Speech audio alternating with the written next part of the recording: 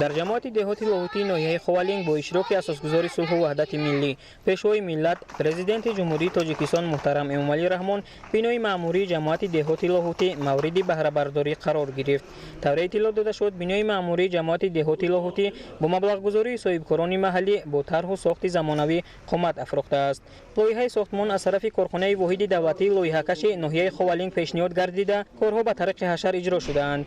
بینای نوی маъмурии جماعت دهاتی لوحوتی ноҳияи Ховалинг با استقبال جشن 30 سالگی استقلالیت دولتی جمهوری تاجیکستان بنیاد شده با میز و کرسی و دیگر لوازمات ضروری تامین کرده شده. انشاءات مذکور دارای امکانات معاصر کار و فعالیت می باشد. مورد به ذکر خاص است که انشاءات مذکور از دو آشیانه عبارت است و شرایط خوبی کاری را به کارمندان جماعت دهاتی لوحوتی فراهم می آورد. در آشیانه یکم اتاق‌های کاری و در قبط دوم مجلسگاه با 50 جای نشست و دیگر انشاءات یاری رسان جایگیر کرده شده است. امروز همه ما و شما شاهد آنیم که نه اینکه در ناحیه خوالینگ بلکه در تمام کنج کنار جمهوری تاجیکستان آبادکاری و سازندگی رفته ایستاده است.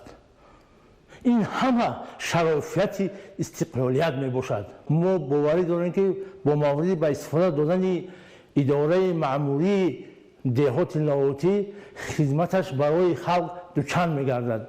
برای آبادی و زیبایی دیار خود سهم خود را می‌گذارند.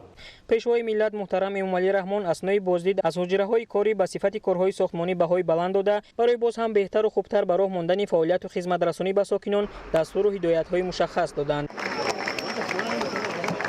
بعد افتتاح بینای маъмурии جماعت دهاتی لوحوتی در ноҳияи Ховалинг در همینجا اساسگزاری سلҳу وحدتی ملی پشوی ملت پرزیدنت جمهوری تاجیکستان محترم эмомалӣ раҳмон به کودکان در این روز خرسندی تحفه‌های مالی و پولی از جمله سر و لباس، دوچرخه و دیگر اشیای لازمه تقدیم کرده شد. اساسگزاری سلҳу وحدتی ملی پشوی ملت پرزیدنت جمهوری تاجیکستان محترم эмомалӣ раҳмон تشبث صاحبکاران محلی را شایسته تحسین خوانده از آنها دعوت به عمل آوردند که با استفاده از شرایط و امکانات در آبادی و پیشرفت وطن محبوب سهم خویش را گذارند.